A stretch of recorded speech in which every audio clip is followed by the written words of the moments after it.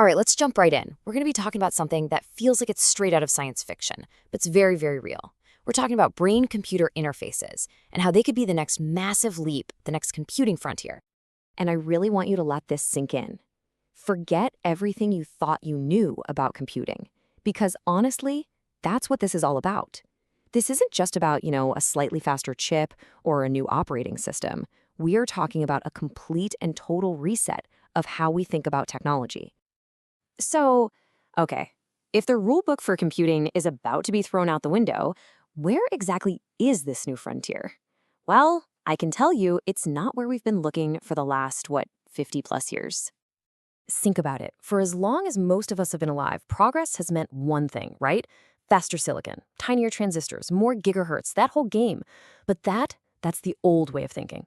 The new frontier, the one we're diving into today, is something so much closer to home. It's our own minds.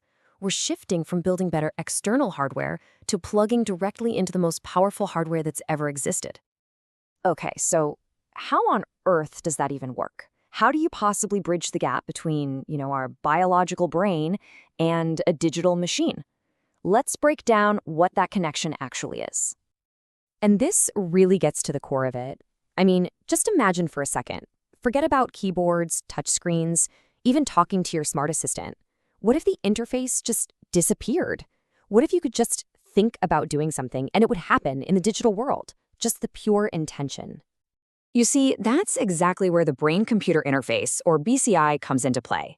And for an idea that sounds so out there, the basic concept is actually pretty straightforward. A BCI is basically a direct line of communication. It listens to the brain's natural electrical chatter and translates it.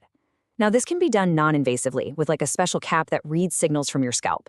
Or it can be invasive, with tiny little electrodes giving a way clearer connection. But either way, it's the bridge. It's what merges our biological thoughts with technology. And let's be real, the goal here is huge. We're not just talking about making a fancier mouse or a new kind of keyboard. The ultimate goal is to blow past the limits of traditional silicon computing altogether. Okay, so this is where it really starts to feel like we're living in the future. Let's pause on the how for a second and just imagine. Imagine what a world powered by BCIs could look like. A world driven by pure thought. And we're not talking about some far-off, distant future. Think about this. In the not-so-distant future, that sound of keyboards clicking away, it could just be silence, because you'd be composing that email entirely in your head. Instead of talking at your phone, you could just have an internal conversation with it. And we're already seeing the beginnings of this, in the medical field, where BCIs are helping people with paralysis control robotic arms or even communicate just by thinking. It's amazing. When you look at it this way, it almost feels inevitable, doesn't it? I mean, we started with clunky physical inputs, right? Keyboards, mice. Then we moved to something more natural, our voice. So what's the next logical step?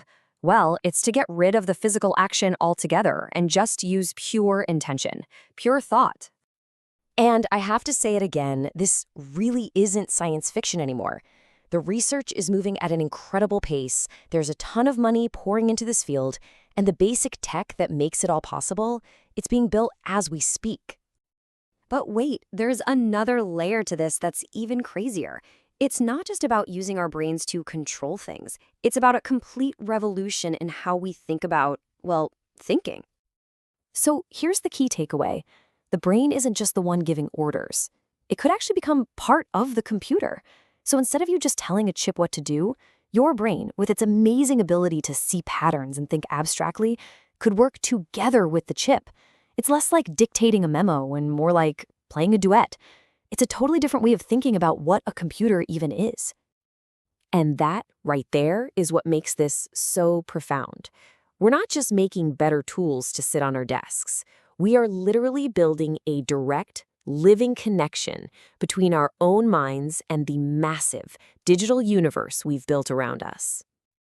Okay, so let's wrap our heads around this. What's the end game here? What happens when you truly merge human thought with our most powerful tech? Well, the impact is everything. This isn't just a cool new gadget or a new app on your phone. This is a technology that will completely rewrite the rules for how we interact with, everything. Our phones, our cars, the internet itself. And if there's one thing to really take away from all of this, it's this. That clear line we've always had, the one between having a thought and then doing something, that line starts to get very, very blurry. It might even disappear. And that leaves us with one last kind of mind-bending question for you to think about. If your thoughts can instantly become actions, if that wall between your private ideas and what happens in the world comes down, what will you think of next?